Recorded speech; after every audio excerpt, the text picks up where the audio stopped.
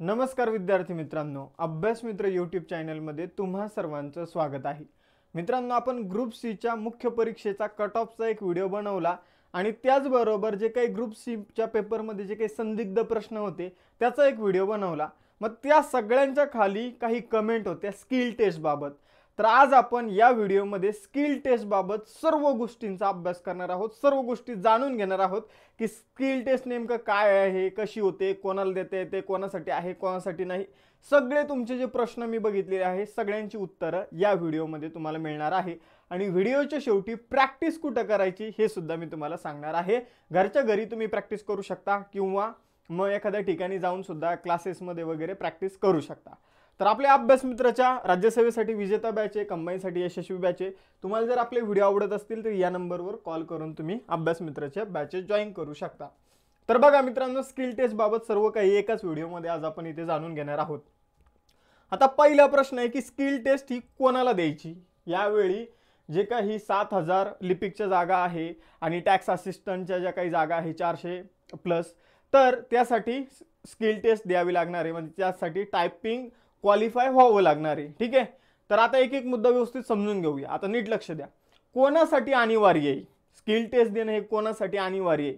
आता कोणासाठी अनिवार्य आहे हे समजून घेण्याऐवजी कोणासाठी अनिवार्य नाही ते समजून घेऊया। तर बघा मित्रांनो, जे कोणी दिव्यांग आहे, जे माजी सैनिक आहे, त्याचबरोबर जे अनाथ आहे, त्याचबरोबर जर आपण बघितलं तर प्रकल्पग्रस्त आहे, भूकंपग्रस्त आहे आणि पदवीधर अंशकालीन कर्मचारी आहे, तर या 6 वर्गात येणारे जे उमेदवार आहे त्यांना आता स्किल टेस्टला सामोरं जायची गरज नाही। त्यांना आता टायपिंगला सामोरं जायची गरज नाहीये। तुम्ही जॉईन झाल्यानंतर, जॉईन झाल्याच्या दिनांकापासून 2 वर्षाच्या आत कधीही स्किल टेस्ट देऊ शकता। प्लस तुम्हाला या 6 प्रवर्गात येणाऱ्या व्यक्तींना 2 संधी असणार आहे स्किल टेस्ट देण्यासाठी। ठीक आहे, तर पहिला मुद्दा समजून घ्या, कोणाला द्यावं लागणार स्किल टेस्ट, तर दिव्यांग, माजी सैनिक, अनाथ, प्रकल्पग्रस्त, भूकंपग्रस्त, पदवीधर अंशकालीन कर्मचारी या गटामध्ये येणारे उमेदवार जे त्यांना स्किल टेस्ट देणं सध्या अनिवार्य नाहीये। ते जॉईन झाल्यापासून 2 वर्षाच्या आत कधीही स्किल टेस्ट देऊ शकतात आणि ते एकदा जर फेल झाले तर दुसऱ्यांदा सुद्धा त्यांना संधी आहे। मग आता स्किल टेस्ट सध्या कुणाला द्यायची, यावेळी कुणाला द्यायची, तर या 6 प्रवर्गातील व्यक्ती जर सोडले, या 6 प्रवर्गातील मुलं जर सोडले तर बाकी सर्वांना स्किल टेस्ट द्यायची आहे आणि या 6 प्रवर्गातील उमेदवारांना 2 संधी आहे, पण बाकी प्रवर्गातील जे उमेदवार असतील त्यांना एकच संधी। ठीक आहे, तर आता तुम्हाला समजलं असेल की स्किल टेस्ट कोणासाठी अनिवार्य आहे। हे 6 प्रवर्ग सोडता बाकी सगळ्यांना स्किल टेस्ट आता द्यावी लागणार आहे। त्यानंतर दुसरा महत्त्वाचा प्रश्न हा होता की तुम्हाला स्किल टेस्ट कोणत्या भाषेसाठी द्यावं लागणार आहे, मराठीसाठी द्यावं लागणार आहे की तुम्हाला इंग्रजी भाषेसाठी द्यावं लागणार आहे। तर पहिला महत्त्वाचा मुद्दा, लिपिक पदासाठी जर तुम्ही इंग्रजी भाषा सिलेक्ट केला असेल तर इंग्रजी भाषेसाठी द्यावी लागेल। जर तुम्ही फॉर्म भरताना इंग्रजी सिलेक्ट केला असेल तर इंग्रजीसाठी तुम्ही द्यावी लागेल तुम्हाला। जर तुम्ही मराठी सिलेक्ट केलं असेल तर मराठी भाषेसाठी तुम्हाला द्यावं लागणार आहे। तर लिपिक या पदासाठी कोणत्याही एक स्किल टेस्ट देणं अनिवार्य आहे, मराठी किंवा इंग्रजी। पण जर तुम्ही टॅक्स असिस्टंट या पदाची तयारी करत आहात, कर सहाय्यक या पदासाठी तुम्ही तयारी करू इच्छित आहात, तर तुम्हाला दोन्ही मराठी आणि इंग्रजी ही स्किल टेस्ट द्यावी लागणार आहे। तर मराठीसाठी सुद्धा आणि इंग्रजीसाठी सुद्धा स्किल टेस्ट द्यावी लागणार आहे। मग आता तिसरा महत्त्वाचा प्रश्न, याचे मार्क धरले जातात का, जो आपला मेन स्कोर असतो त्यामध्ये याचे मार्क धरले जातात का, तर याचे मार्क पकडले जात नाही। हे फक्त क्वालिफाईंग आहे। ठीक आहे, तुम्हाला फक्त स्किल टेस्टमध्ये पात्र व्हायचंय आणि पात्र झाल्यानंतर तुम्ही पुढे जाऊ शकता, कट ऑफ मध्ये तुमचं नाव वगैरे येणार, सर्व गोष्टी होणार। पण जर तुम्ही पात्र झाला नाहीत तर तिथेच तुम्ही रिजेक्ट व्हाल। मग आता स्किल टेस्टसाठी किती विद्यार्थ्यांना सिलेक्ट केलं जाणार आहे, तर जेवढ्या जागा आहेत त्या जागांच्या 3 पट विद्यार्थ्यांना इथं सिलेक्ट केलं जाणार आहे। तर सुरुवातीला आपण काय बघितलं, तर कोणाकोणाला स्किल टेस्ट देणं अनिवार्य आहे।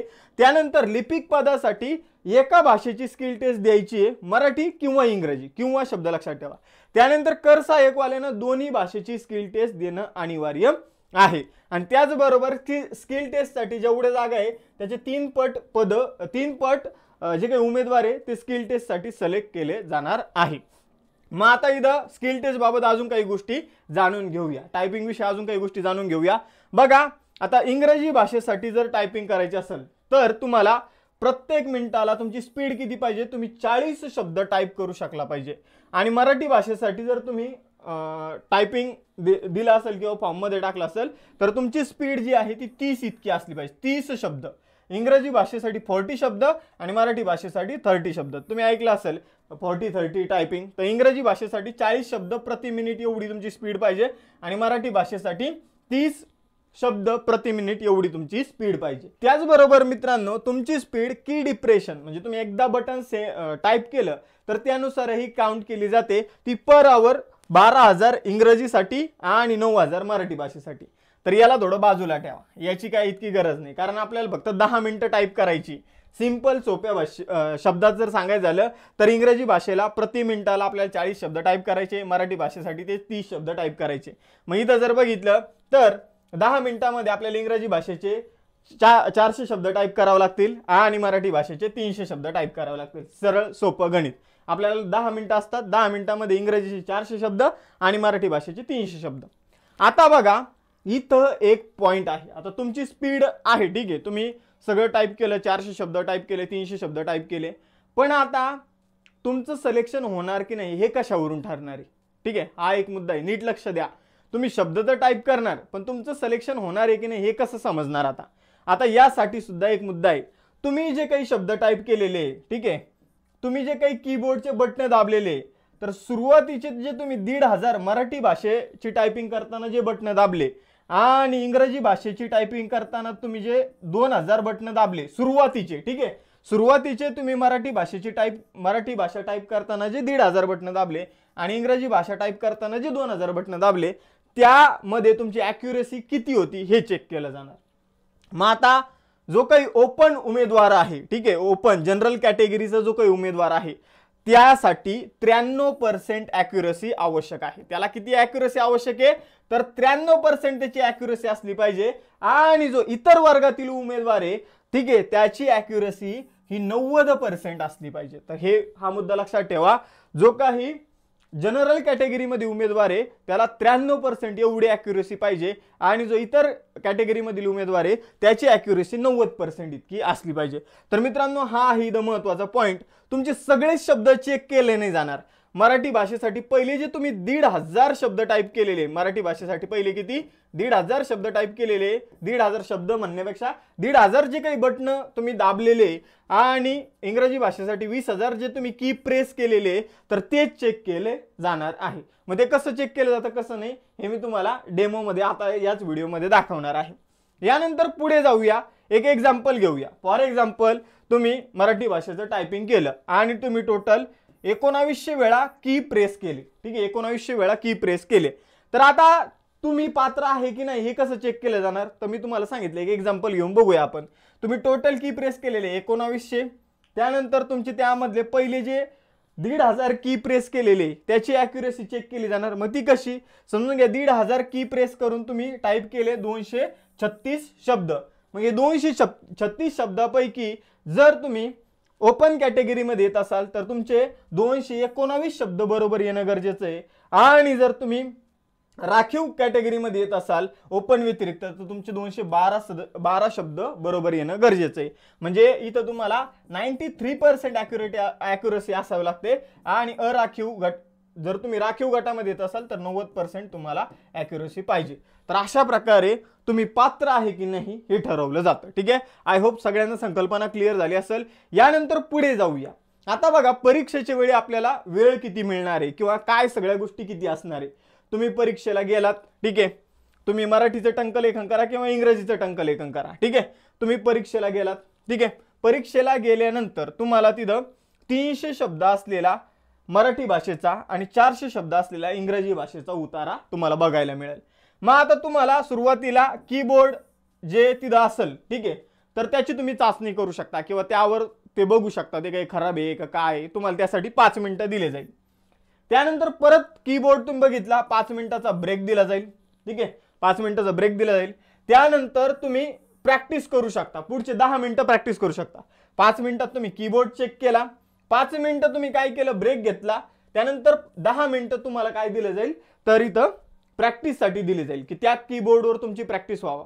तुम्ही दुसरीकडे वेगळ्या कीबोर्डने प्रॅक्टिस केली असेल, घरी म्हणा किंवा तुम्ही जो टायपिंगचा क्लास लावला त्यामध्ये म्हणा, पण तिथला जो कीबोर्ड आहे त्याची तुम्हाला सवय व्हावं यासाठी तुम्हाला परत 10 मिनिटं दिले जाईल आणि 10 मिनिटं झाल्यानंतर 2 मिनिटाचा ब्रेक दिला जाईल आणि मग परीक्षा सुरू होईल। ही परीक्षा 10 मिनिटाची असेल आणि मग त्यानंतर तुमचा काय होईल तर तुम्ही किती ॲक्युरेट आहे किती नाही मग हे तुम्हाला पुढे जाऊन समजेल। तर परीक्षा फक्त 10 मिनिटाची आहे, पण तिथं तुम्हाला किती सुविधा दिल्या जातात, पहिले कीबोर्ड चेक करायची, त्यानंतर ब्रेक दिला जातो 5 मिनिटाचा, परत मग तुम्ही प्रॅक्टिस करू शकता 10 मिनिटं, परत 2 मिनिटाचा ब्रेक आणि त्यानंतर 10 मिनिटाची परीक्षा घेतली जाते। मराठीसाठी सेम आहे, इंग्रजीसाठी सेम आहे। फक्त जर तुम्ही दिव्यांग उमेदवार असाल आणि तुम्हाला आता परीक्षा द्यायची असेल तर तुम्हाला 15 मिनिटाचा वेळ दिला जातो। बाकी उमेदवारांना 10 मिनिटाचा दिला जातो, दिव्यांग उमेदवाराला 15 मिनिटाचा वेळ दिला जातो। तर अशा प्रकारे जर आपण बघितलं तर जे बाकी उमेदवार आहे त्यांचा परीक्षेचा कालावधी असतो 32 मिनिटांचा आणि दिव्यांग उमेदवारांचा कालावधी असतो 37 मिनिटांचा। सेम इंग्रजीसाठी सेम मराठीसाठी। यानंतर पुढे जाऊया। बघा आता इथं तुम्हाला काही सूचना लक्षात ठेवायची, इथं काही सूचना बघायच्या आहे, ते सगळ्या सूचना मी तुम्हाला सांगतो। असं नको होऊ, असं नाही व्हायला पाहिजे की तुम्ही परीक्षेमध्ये गेलात आणि तुम्हाला या गोष्टी माहीतच नव्हत्या। आता बघा जो काही कीबोर्ड असणार आहे तो इंग्रजीसाठी क्वालिटी कीबोर्ड असणार आहे, जो साधारणतः आपण मोबाईलवर, लॅपटॉपवर आणि कम्प्युटरसाठी यूज करतो तो तसाच कीबोर्ड असणार आहे।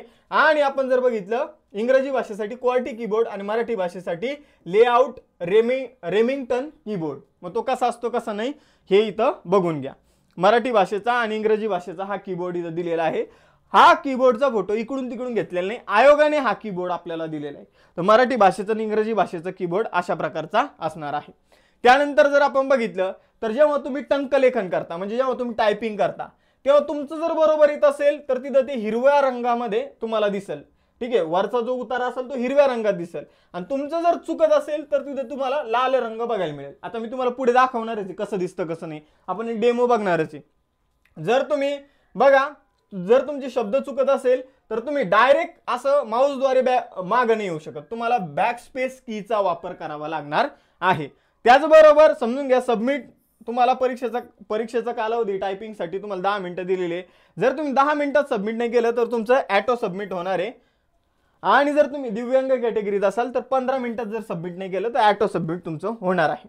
जर तुमचं समजून घ्या कीबोर्ड चालत नसेल, मशीन ऑटो लॉक झाला असेल, लाईट गेली असेल किंवा आपण जर बघितलं तर तुम्हाला टायपिंगच्या जे काही प्रोसिजर चालू आहे त्यातूनच बाहेर फेकला असेल तर घाबरून जाऊ नका। तिथले जे काही काम करणारे जे काही लोक असतील, आयोगाचे जे काही तिथं कर्मचारी असतील तर ते तुम्हाला दुसरं सिस्टम उपलब्ध करून देईल।